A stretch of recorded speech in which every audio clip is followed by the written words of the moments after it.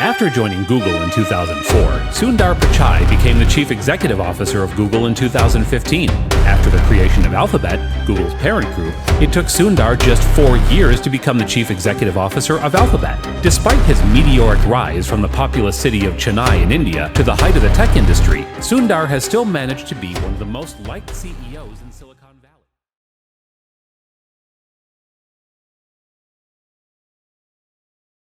The best CEOs are making billion-dollar decisions right now with less information than you used to pick a restaurant. While you're gathering your fifth market analysis, they're already 3 moves ahead. The difference isn't recklessness. It's math you've never been taught. Quick trip down memory lane. It's year 2000. Netflix approaches Blockbuster with a simple offer. Buy us for $50 million. At this point, Blockbuster has over 9,000 stores, 60,000 employees, and $465 million from their IPO a year earlier. So what do? Fast forward to 2003. Blockbuster finally recognizes Netflix as a threat, but only after Netflix has hit 1 million subscribers. By 2006, Netflix hits 6 million. Still, Blockbuster remains paralyzed. They know streaming is coming. They see the data. They have the resources. Yet they need more certainty, more projections, more committee meetings. Until September 2010 comes around, and they have to file for bankruptcy. Reed Hastings, Netflix's CEO, later explained their advantage. Most companies that are great at something do not become great at new things people want because they are afraid to hurt their initial business. They realize their error too late, then fight desperately and hopelessly to recover. Companies rarely die from moving too fast. They frequently die from moving too slowly. Notice the fatal pattern. Blockbuster waited for perfect information while Netflix acted on sufficient information. One company bet on certainty, while the other bet on speed. And in the end, Blockbuster still couldn't win despite being multiple times bigger than Netflix. Why? They couldn't decide fast enough. Here are 3 insights the 1% CEOs who move the market know that the other 99% do not. Insight 1. The 70% rule is backed by billions in market cap.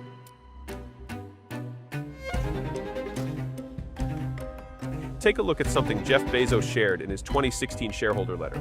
Most decisions should probably be made with somewhere around 70% of the information you wish you had. If you wait for 90%, in most cases, you're probably being slow. Here's the brutal math.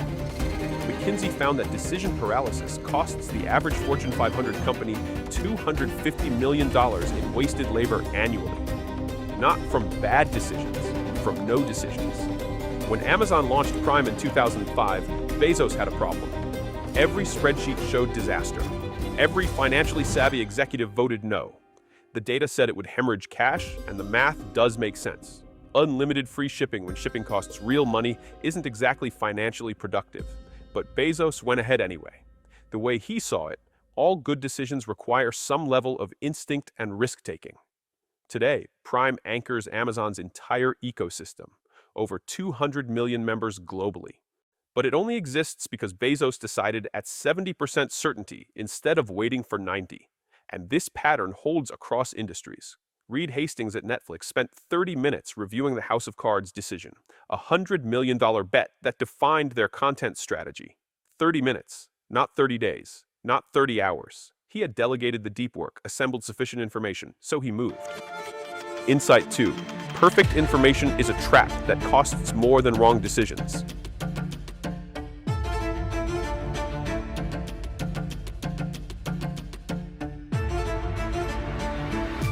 Analysis paralysis isn't laziness, it's expensive. Psychologists at Stanford found humans struggle to process more than 7 variables simultaneously. Yet modern business decisions often involve dozens. Now, here's the paradox you probably haven't realized, and it's secretly killing you. More information decreases confidence. You only think it makes you more confident, but in reality, it does the very opposite. Every new data point creates doubt about what you thought you knew. You're not getting smarter, you're getting paralyzed.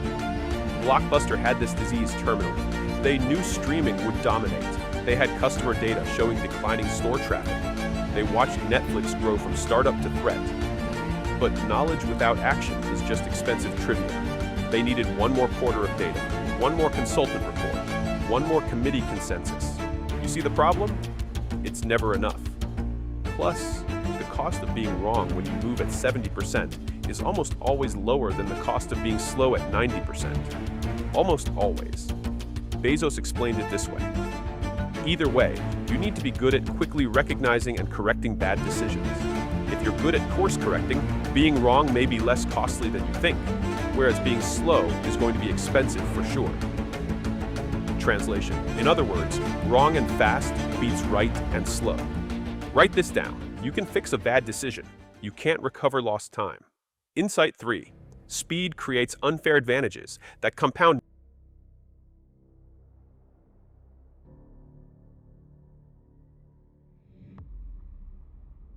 Netflix didn't beat Blockbuster with better technology. They beat them with faster decision cycles. While Blockbuster debated, Netflix tested. While Blockbuster analyzed, Netflix learned. The gap wasn't quality of decisions, it was quantity of iterations. This is why Amazon trains employees to identify Type 2 decisions, reversible choices that should be made fast by junior teams. And like it or not, most business decisions actually fall into this category. In other words, they're not life or death, they're learn and adjust. Problem is, you keep treating all your decisions like Type 1 decisions, requiring senior approval and lengthy deliberation. You're killing your business. You don't have that much time. But what does 70% decision-making actually look like in practice? 3 things. 1. Time-based heuristic. If you have 10 days to decide, make the call on day 7. That's your 70%. Waiting for day 10 doesn't give you 30% more certainty, it gives you 30% less time to course correct. 2. Checklist method. List all requirements for the decision. When 70% of the critical boxes check, move. Do not wait until you have everything checked. 3. Consequence evaluation. Ask 2 questions. What are the consequences of this decision? Is it reversible? If it's low consequence and reversible, then decide now. If high consequence and permanent, then take more time. But even at that, still cap it at 80% certainty, not 100. Remember, the companies winning today aren't the ones making perfect decisions. They're the ones making sufficient decisions faster than their competition can finish their analysis. Pay attention to this. Speed isn't reckless when you're disciplined about correction. It's strategic. Reed Hastings takes pride in making as few decisions as possible as Netflix CEO. Not because he's lazy, but because he's created systems where teams make fast decisions themselves. In fact, he sometimes goes an entire quarter without a major decision. The decisions happen without him because the culture prioritizes speed over perfection. Meanwhile, the dying companies are still in meetings, still gathering one more piece of data, still waiting for the perfect moment that never arrives, just like Blockbuster. Blockbuster died with complete information. Netflix, on the other hand, won with incomplete information and relentless iteration. Sure, they got it wrong constantly. The Quickster disaster, countless failed shows, entire markets they exited. But they moved fast enough to learn and adjust before the mistakes killed them. So the question isn't whether you'll be wrong sometimes, you will. The question is whether you'll be wrong fast enough to fix it or slow enough that it doesn't matter. Now, here's your action for this week. Take one decision you've been analyzing, the one where you're waiting for more data, more certainty, more time. Map out what 70% looks like, not in vague feelings, but in specific criteria. What 3 to 5 pieces of information actually matter? Get those answers. Then decide. Because if you don't, while you're perfecting your analysis, someone else with worse information and faster decision-making will take the market position you're still studying.